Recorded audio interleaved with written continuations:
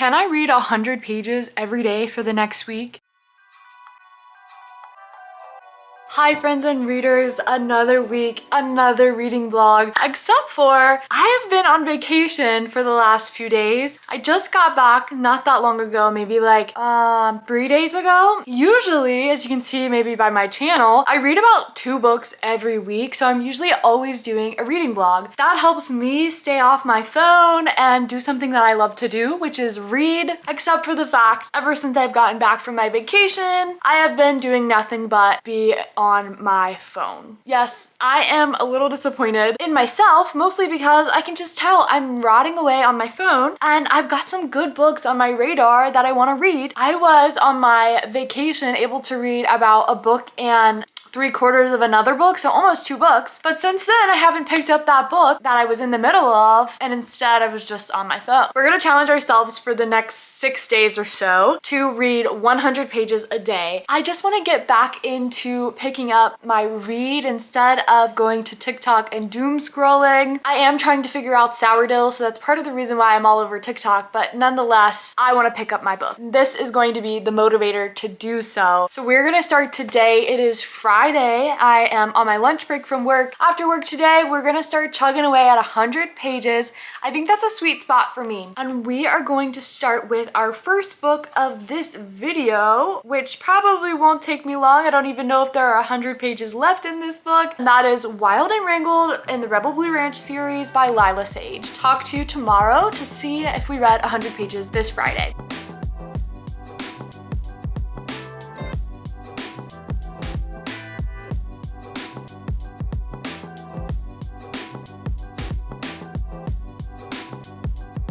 Yesterday, Friday, was a fail Friday. Starting off bad. I did read a good bit yesterday, but I decided to just finish the book I was in the middle of, and once I finished that, it was close to midnight. I think it was after midnight, and I just couldn't read any more of a new book. It was just so hard for me to be like, I'm gonna pick up a new book after midnight tonight. We watched Sheep Detectives, the movie, yesterday, and also I was working on a sourdough loaf, which I still can't get right. I baked it this morning, and it just won't rise. I'm gonna figure it out. It is just taking a lot of my time. This is a reading vlog though.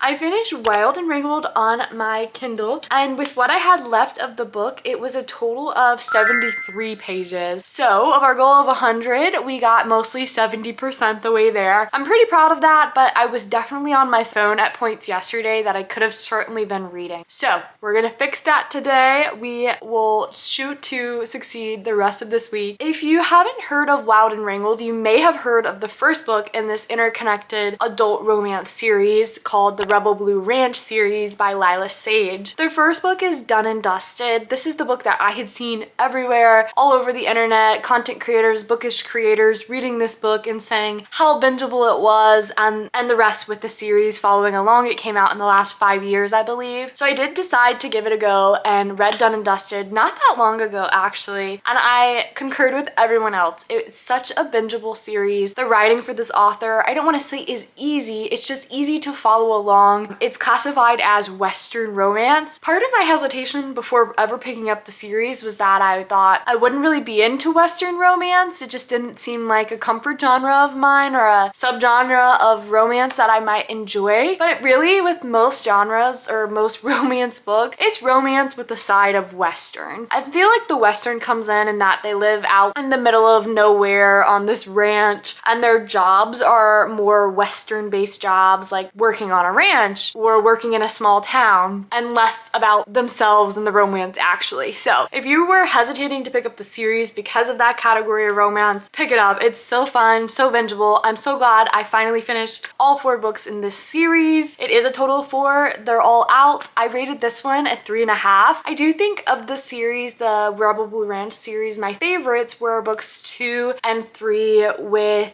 Wes and Gus. But I had a really good time. I'm gonna continue to pick up new releases by Lila Sage. I don't think, other than this series and Soul Searching, which I've already read, she has any other series or books. I think I'm all caught up, but I could be wrong. And the plus was that none of these books were on Kindle Unlimited, and I didn't want to buy them all, but they were easily rentable from my local library through eLibby or Libby, and usually it took about 2 weeks for them to deliver, or less than a month to deliver. So I got to read them all through my Kindle, and then now I need to return that loan back in case anyone else is waiting on it. It is currently 11 on Saturday, and I have actually already started reading our next book for the week. And I did film a clip of me reading that this morning on my patio. I was in a different shirt. I've since changed shirts, and I'm gonna update you tomorrow to let you know how many pages we ended up finishing for Saturday. The next book I'm starting is called, or have already started, is called The Paris Match, and this is by Kate Claiborne. I know nothing about this book other than the fact I saw a creator on TikTok say that this has been their favorite book of the year so far and that you must pick it up if you're watching that video. I watched the video and here we are picking it up.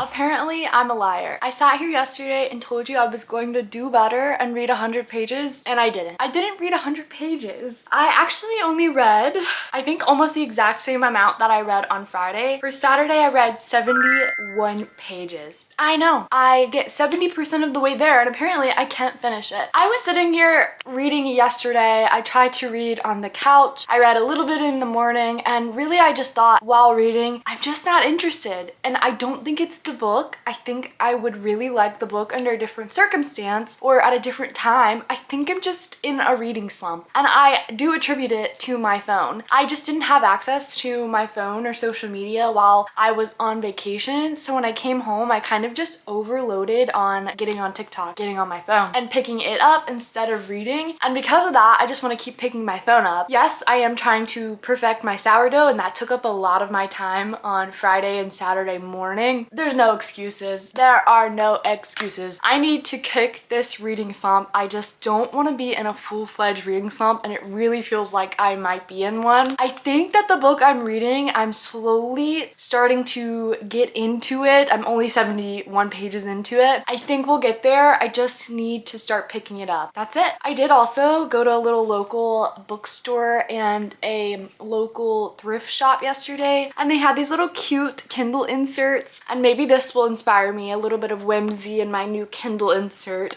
It's a Gilmore Girls one about 1,000 Yellow Daisies. I saw that and I was like, oh, I have to have it. So we're gonna create some interest so that way I keep picking this thing up. And I cannot lie to you again, it is Sunday. We have a little bit to do today around the house and with some friends, but this evening I have nothing to do, and I don't want to pick up this camera. I almost scrapped this video because I was like, I'm not even reading 100 pages. What am I doing? But this is real life. I'm gonna sit down tonight and I'm gonna read. Now I'm pulling up my phone because I wrote some notes on the book that I am currently reading. So I was saying before, I saw this from a content creator. Her name is Eden. She does bookish content, especially on TikTok, maybe YouTube, I'm not sure. And I was scrolling TikTok and she said, if you do anything, you're gonna read The Paris Match. So what did I do? I picked it up. It was available on Libby almost immediately back when I borrowed it a few days back. So I'm not sure if it has gained any popularity with her posting that recommendation, but I was able to get it on eLibby. Taking a look at Goodreads, this book is by Kate Claiborne, and it has about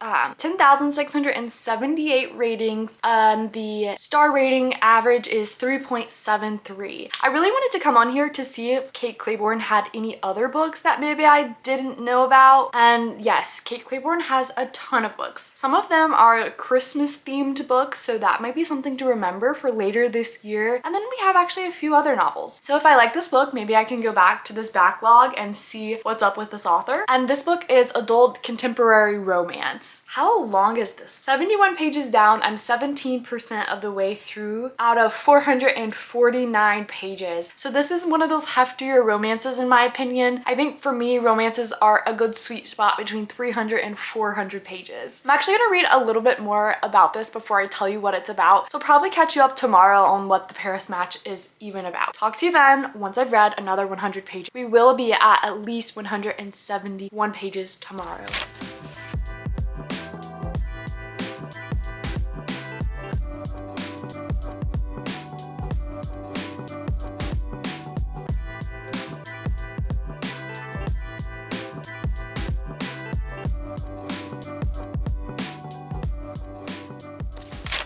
We're here for a quick update. It's Monday, 12:03. I am on my lunch break from work and I have good news. We have finally read 100 pages yesterday on Sunday. According to my calculations, I finished at page 177, so we just barely read it at 105 pages for Sunday. Now we are into Monday, and I have not started reading today because I just woke up and started working, and now we're on our lunch break. It's also really gloomy and dark outside, so expected to rain all day. Gloomy and dark is what you're gonna get. I did fight for my life yesterday to get to those 100 pages. I told you I would, and I couldn't be a liar 2 days in a row. I was this close to falling asleep every time I read a chapter of that book. We're reading The Paris Match, and I wanted to say it's a book slump, and it is a book slump. I do think it's a book slump, but it also might be a combination of the book. I'm not sure yet. Let me tell you about The Paris Match and what it even is. Maybe I can safely say tomorrow at this time how I'm really feeling about the book while reading it in a book slump. We're at 40%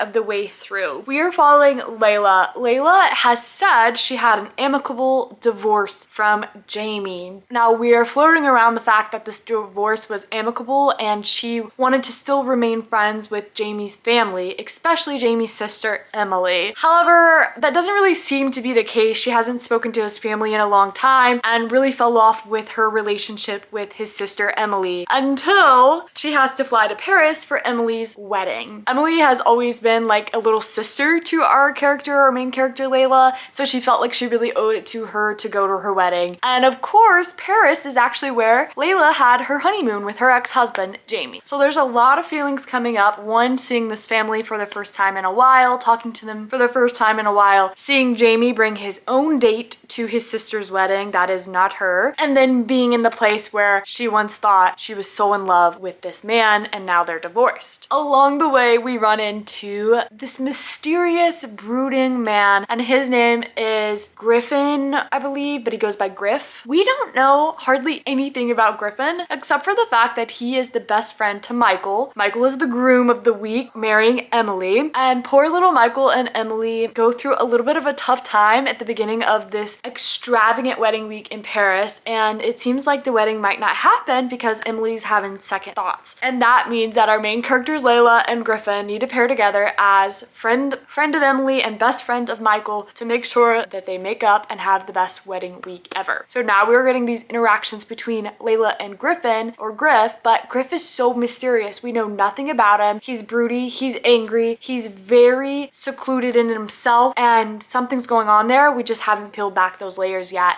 And so Layla thinks that this is like her enemy because he's so rude to her, but really there's more behind the story. We just don't know. So I'm gonna keep reading to see what happens with Layla and Griff, and especially Layla as she is helping Emily, but also seeing her ex-husband in Paris, meeting this mysterious Griffin man. We'll see where this goes, and I'll update you tomorrow to see if we can get 100 pages read today after work.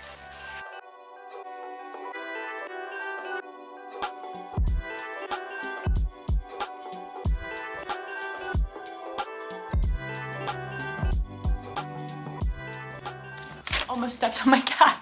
Here's the update. I am barely sliding by on this challenge. We finished out yesterday, which was Monday, at page 280. So we read a total of 103 pages. Listen, I'm now finally actually reading 100 pages. I'm just barely reading anything over it. I used to, when doing this challenge or challenges like these, would honestly end up reading more than the goal of 100 and like just going with the flow of enjoying the book and reading as much as I needed to after I got to, or not needed to, but reading as much as I wanted to after I surpassed the goal, but that's just not been the case.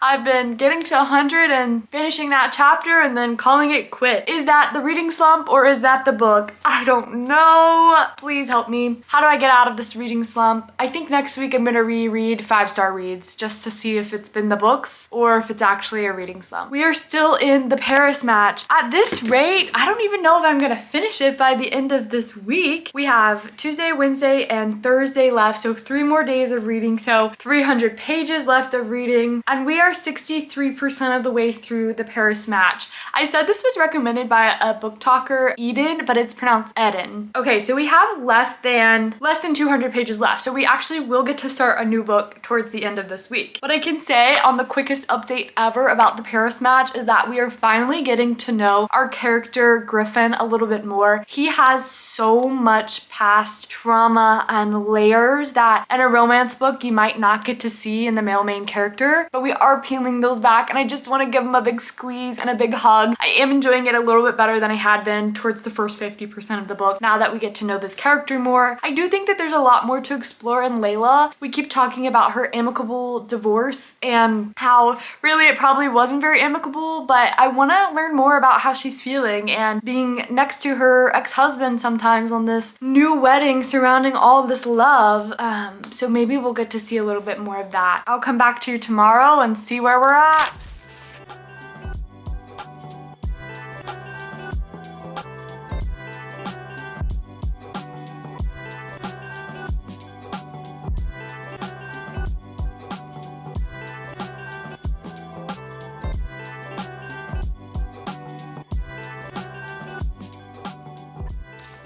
Yay! I am so excited. I can finally say that I think it was the book Slump and not the book. I ended up with Tuesday reading from page 280 to 443, which means we had a total of 163. Dun dun dun. Finally, oh my gosh, I haven't been able to break the 100 like I did yesterday. We finally finished the Paris match. I got so far into it and it definitely got better for me in the last 1/3 of the book. I got to a point where I was really into it and I was like, I'm just gonna finish this book, which resulted in reading well over 100 pages yesterday. What really helped is I read a little bit on my lunch break, and I also read a lot last night before bed to finish the book. But in between there, I saw that it was on Spotify Premium and I had some listening hours left for the month. I was doing my nails, getting ready for the Noah Kahn concert coming up here soon, and I did ladybug nails, which I'm so excited. I did my little ladybug nails and I listened to a few chapters while I was doing my nails, and that helped tremendously. I was listening and I was like, I'm really into this. Turns out I was actually reading all of those pages before. I know what's going on. I'm invested in these two characters, Layla and Griffin, and that really pushed me to be able to keep reading. So if you're in a reading slump, maybe try listening to a little bit of the book you're in or wanting to start. All I have to say to finish out this book is Griffin, oh Griffin. We really peeled back the layers of Griffin, and there is trauma, there is trigger warnings, there is a lot that has happened in Griffin's past that Layla is coming to discover in this week of, I would say vacation, but in this week of them being in Paris for someone else's wedding. Griffin has so much exploration to do and so much progress to make in his life, and I loved how his story ended and where he went towards the end of the story. Their relationship across the time in Paris, the intimacy of their relationship, you just have to read the book to know what I mean. I don't think I've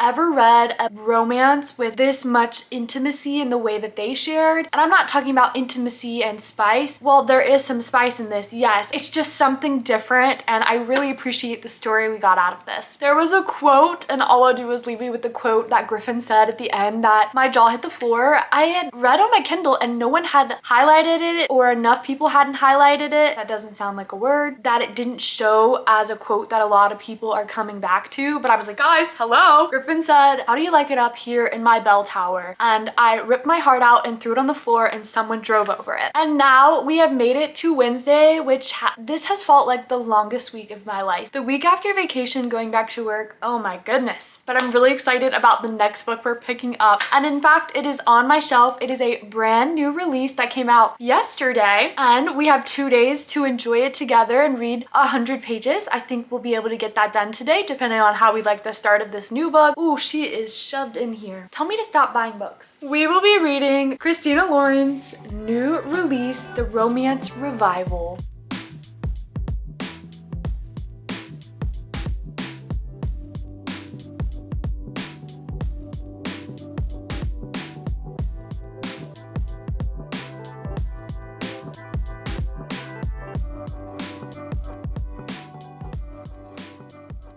You have almost officially seen the last of me. I am on my last day of trying to read 100 pages, but we need to recap yesterday, which was Wednesday. Whew, so today's Thursday, which means it's almost Friday. I can do it, I can do it. I am on my lunch break. Again, according to my calculations, I am on the up and up. I did read 100 pages yesterday. I read to page 106 of my new book, which is chapter 15, or stopping just before chapter 15, which means we did successfully complete yesterday. I will say I finished reading these around, I don't even remember, 10 p.m. last night, and sometimes I stay up between 10 and 11 before going to bed. I got to the end of this chapter and I said, it's like a reward. I'm gonna get an extra hour of sleep tonight. Fell asleep immediately. So that is the book that we're reading this week, The Romance Rival by Christina Lauren. And boy, the title, but we'll get back to this. Did I say rival? Revival. The Romance Revival. Christina Lauren, if you didn't know, because I didn't for the first book that I read by authors, Christina Lauren, and I'm reading from the back of their book because it tells you, is the combined pen name of longtime writing partners and best friends, Christina Hobbs and Lauren Billings. So it's actually two authors. I remember reading the first book by them, which was Love in Other Words, and I didn't know that. I thought it was just one author, which common mistake because it feels like one person's name. Now, I think I'm actually going to be rereading the first book I ever read by these authors next week to help with this book slump that you've experienced this week. I gave this a 5-star way back when. I can't even exactly remember the year I read this now, but I think it was about 4 years ago. I've seen some conversation about this book, and because I read it so long ago, part of me is curious and wants to revisit it because of the dialogue I've seen on the internet and don't remember anything about. We'll see if it still remains a 5-star. TBD, come back next week. I've also read by this author, The Unhoneymooners. Did not give it a 5-star. I think I gave it somewhere between a 3.5 star, but I remember thinking that this was a good summer read, maybe? Enemies to Lovers, I believe. Third book that I've read by these authors is called The Paradise Problem. I don't have it on my shelf, so I'm assuming I read it on my Kindle. Makes sense. And I think it landed somewhere at the same 3.5 star. I believe, when did The Paradise Problem come out? I'm all over the place. Okay, I read The Paradise Problem in 2024. Since then, I have not picked up another book by this author, so it's been about 2 years. I don't even know if they've had a new release since then that I've maybe skipped over. Maybe I have, let me know. I decided to pick this one up though. Their brand new release came out 2 days ago. I actually got it over the weekend. My boyfriend was so kind and was like, hey, let's go to the bookstore. I'm gonna buy you some books. And I said, I'm there, you're there, we're there. And he bought me this book because it was on the shelf as soon as you walked in, or the table as soon as you walked into the local bookstore. And I was like, wait a second, I haven't heard much about these authors, and I guess 2 years since I read that last book. Let's give it another go by reading one of their new releases. So here we are. They put it out a few days early. I think that was Saturday, and this book didn't come out until Tuesday. So about 3 to 4 days early, but they let me take it home. I'm actually gonna stop there, keep reading the last day of this challenge today, and then tomorrow I'll give you a final update on what this book is about and whether or not you might want to pick it up.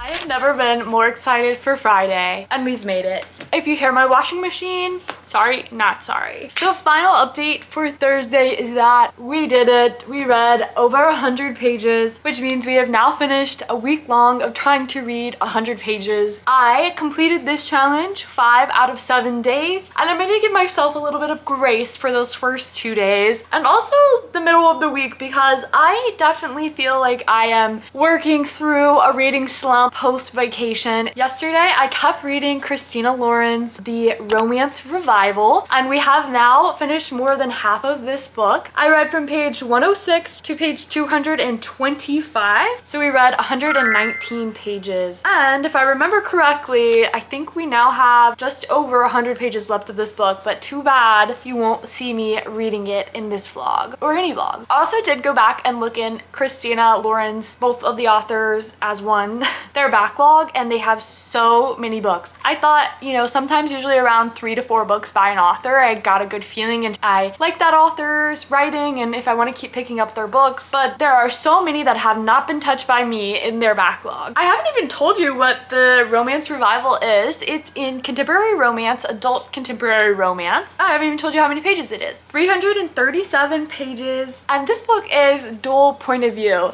Now I'm actually gonna sit here and read the summary because I told you I'm over halfway. This is one of those books where I think that the summary could probably be more of a spoiler than a lot of other summaries of books. I know that probably doesn't make sense. There are some romance books that if you hear the summary about dual point of view between this character and this character, they do this and they do this, you know what to expect in that type of book. This is one of the ones where I'm like, you might not know what to expect in this book. So let me read the summary real quick to make sure I don't give anything away. Okay, you know what? If I were me, I would go into this book having not read that summary. We'll just share that this is about Emery and Luca. Emery is the kind of person who is absolutely locked into their job, their professional life. They spend all of their hours at their job, doing their job. Their mental awareness is all for this job. And you can imagine how taxing that could be for a relationship. Despite being so heavily invested in her work, she ends up getting married to Luca, who is our other point of view in this story. Luca is the opposite. Luca works in landscaping,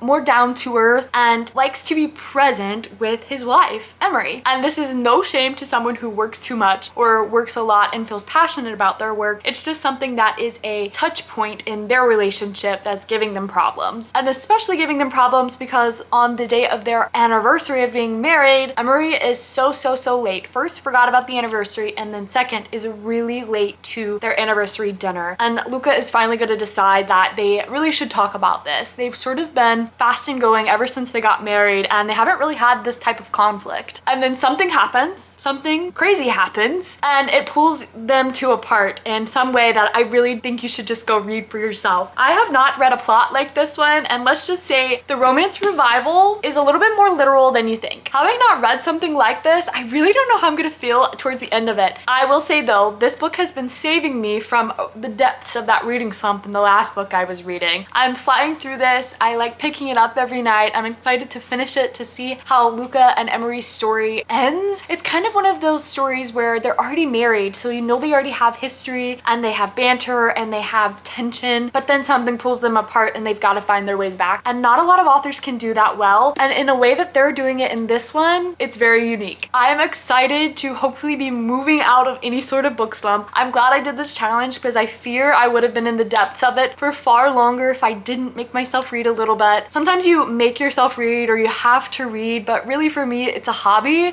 I just need an extra push to get off my freaking phone and instead do what I like doing, which is reading. That's all. Bye for now.